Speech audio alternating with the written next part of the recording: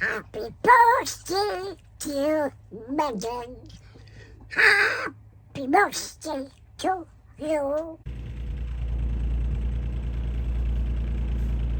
The sprocket, it's something internal.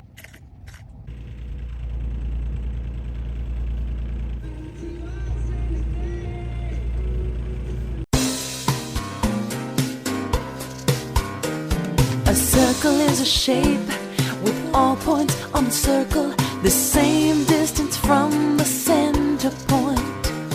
A radius is a straight line from the center to the circle's edge. A diameter is the line across the endpoints of a circle that passes through the center point. A circumference is the distance round the circle. Diameter D is twice the radius. Radius R is half the diameter. Pi is circumference C divided by the diameter.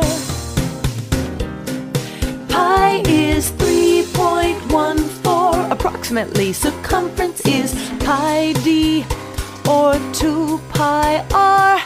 Area is pi r squared. Diameter D is twice the radius. Radius R is half the diameter.